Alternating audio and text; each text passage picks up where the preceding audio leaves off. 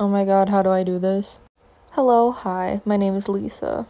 So if you clicked on this video, you obviously read the title, and this video will be me and my personal rewrite of Total Drama All-Stars. I've never done a voiceover, this is so scary. I'm not a pro at editing either, so just bear with the sound quality. So off the bat, I think most of the general Total Drama fandom can come to an agreement that Total Drama All-Stars is definitely not the best season, and people claim it's the worst. Me personally, it's actually one of my favorites. Controversial opinion, oh my god. I found a liking into it because for me, I've come to terms with that it's such a bad season that it's so good. Pretty much almost all my favorite characters are in this season too, so it just helps that I have more of a liking towards it. So getting into this rewrite, I want to make some key points. In this rewrite of mine, a lot of things do stay the same that were in the original Total Drama All-Stars. A lot of things that happened in that season will be included in this rewrite of mine. And also, I won't be going into detail in like every episode because that's honestly too much work, but I will try to give like a general like main storyline that happens in this rewrite of mine. And hopefully with the title I came with this video, hopefully I can convince you that this rewrite I put together will convince you that Total Drama All-Stars would be considered the best season. Because that's what they claimed it to be, the original one to be in the first place. So I want to make that point true. Also, if you hear me having trouble wording things correctly, again, I've never done a voiceover like this before, so it is pretty, like, I don't know, I don't want to say nerves, but yeah, just bear with me. The first thing we will start off with is the challenges and or theme. I will say I like that All-Stars, the challenges were previous challenges from past seasons, just more harder. But I want to put a twist on it. So while I am keeping the idea of challenges from past seasons being harder, I like that. What I am adding to it is each challenge is in a different setting.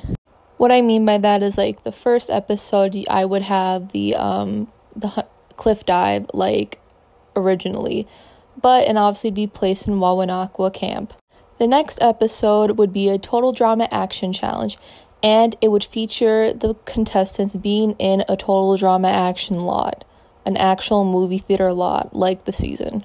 Same goes for World Tour. Like a World Tour challenge would be placed in that specific place. I hope that makes sense.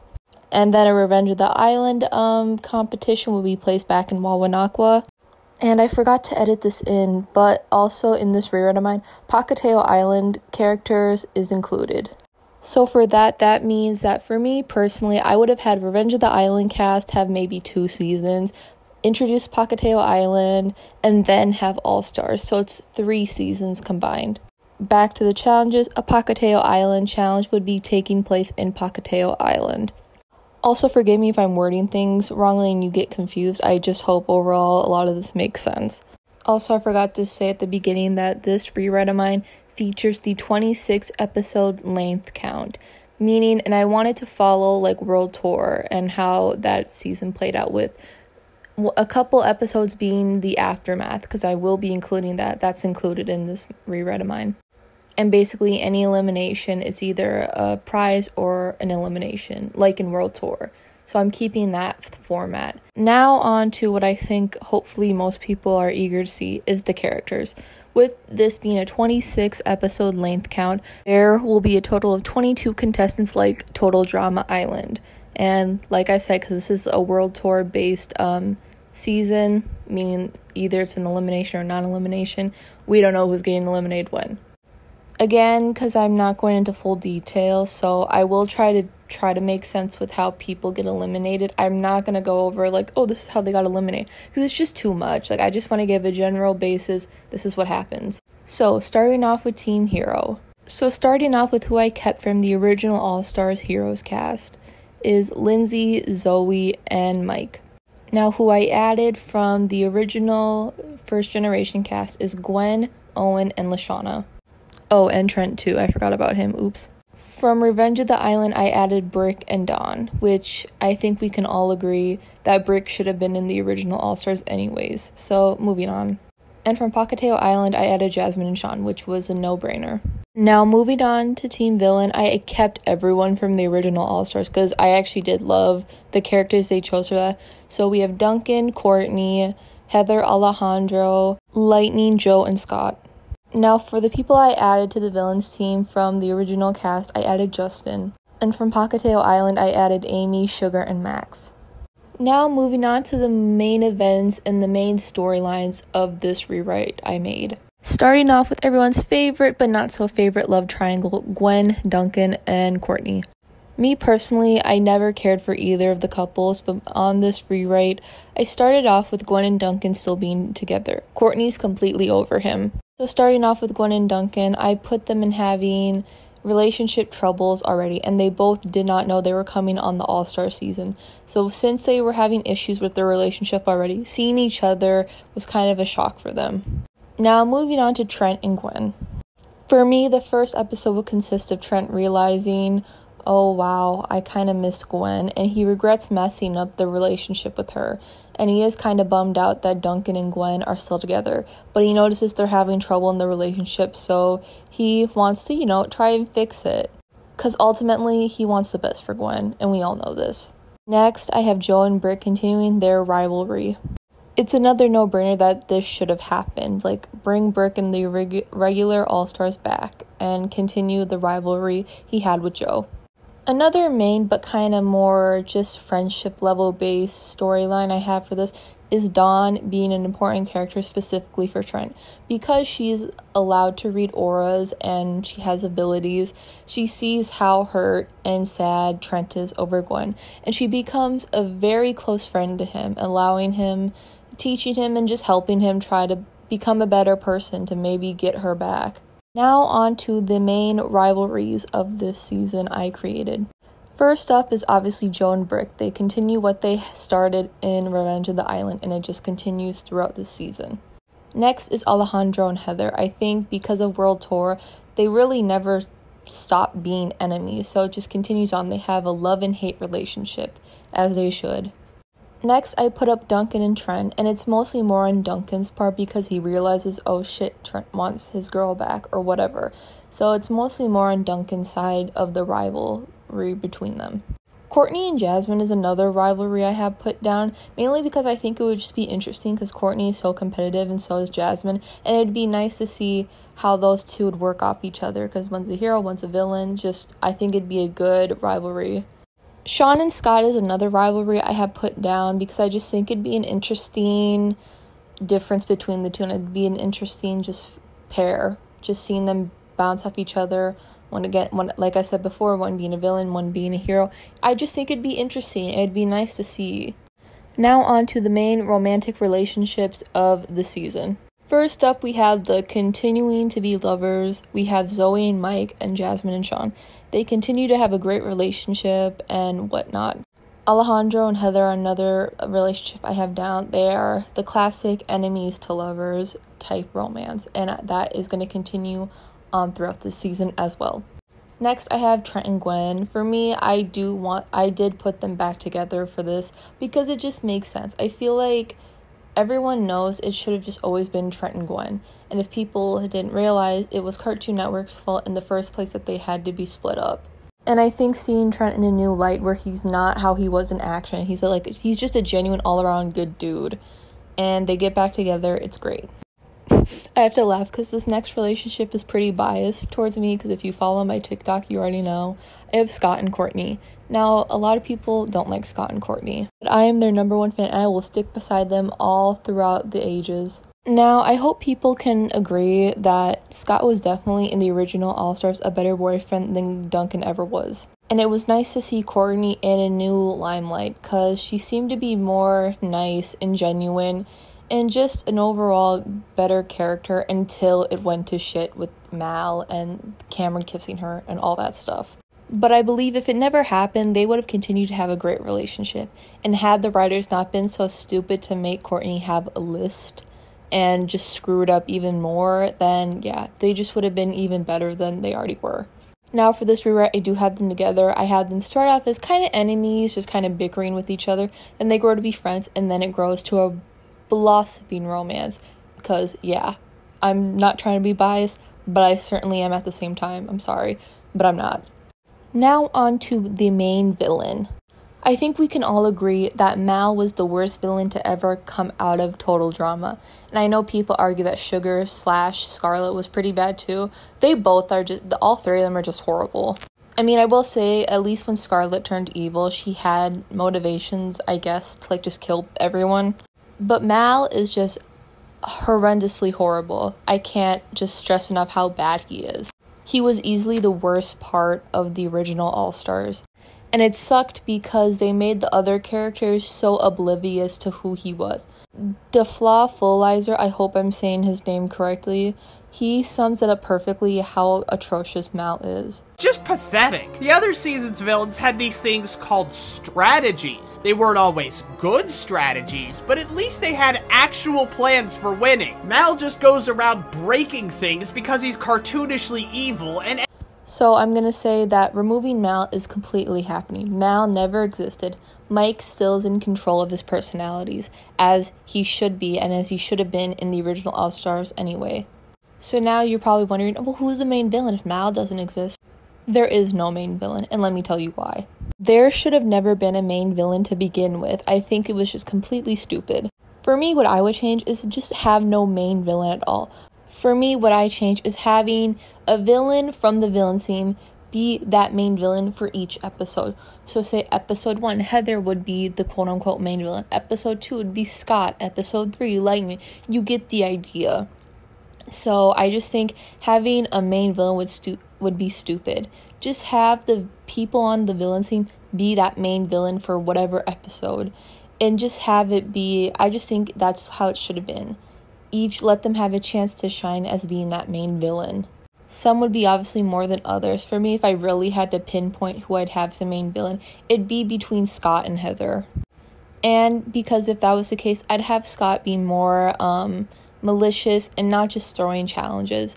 I would have had him continuing to blackmail people and use them to get what he wants.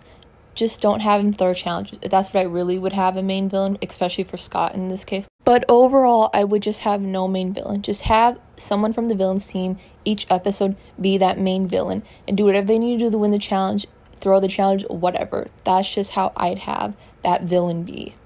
Now on to the final and most important part of this rewrite, the elimination order and the winners. So right off the bat, my last place 22nd player is Max. I'd have Max be out first, and if I really had to give a reason why, I'd probably say because he was too annoying on the team just did not like him and they just want him out, and he was probably the least helpful in whatever challenge they participated in. 21 is Sugar. Same thing goes for what I said about Max. She's probably too annoying, did not contribute at all, and just, yeah. Number 20 would be Mike. I put Mike so low because I just think he would have just been better just being kind of more background character anyways. I think for me, if I had to really give him a reason to be eliminated, I'd say it was down to him or Zoe, and he didn't want Zoe to go. He wanted her to win. So I'd have Mike go because he wanted Zoe to stay. Number 19 would be Amy. Same thing like I said for Max and Sugar. She was probably too annoying. I'd also say she probably really did not contribute in the challenge at all. Number 18 is Justin. I don't really have a specific reason why I put him here, just that I know I'd eliminate him kind of early on because he probably did not contribute. He probably focused on his looks and tried to charm ladies. Number 17 is Lindsay. Now, I love Lindsay, and I definitely think she should have won Action. But I don't have a strong reason why I put her here. I just think there are other better competitors than her. Number 16 is Zoe, and I think a reason I'd give her is because she probably wasn't the same without Mike after he was eliminated. And she not gave up, but she just kind of realized she didn't have anything, I don't know. It's hard, I'm not good at explaining a good elimination for them, but this is just my personal ranking. So yeah, sorry to all you Zoe stands out there, oops. Number 15, I have Dawn, and I really tried to think about this because I'd say she got eliminated for maybe She was too competitive in a sense that she could read people's auras. She had abilities that were probably threatening to some people, say maybe Courtney or Heather or Scott even. And I think helping Trent with getting back Gwen probably set something off in Duncan. Just something like that. I'd probably give her a reason to be eliminated. Number 14, I have Duncan. And for this, I think my only reason I gave Duncan number 14, being 14th place, is because he didn't really have any more allies.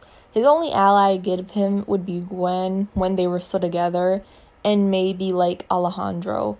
But other than that, everyone kind of just not turned against him, but just realized they didn't need him for their own personal benefit. So he got eliminated. Number 13, I have Lightning, and I just put him here because I thought it was a neutral spot for him. He won in Revenge of the Island. I just think 13 will be a neutral, he's in the middle, kinda, so it just gives him a better, he went off in a satisfying way, so that's all I really have for Lightning. Next comes the merge, so there's 12 contestants left, and it's merge time, so everyone's fighting for themselves. Number 12, I have Joe.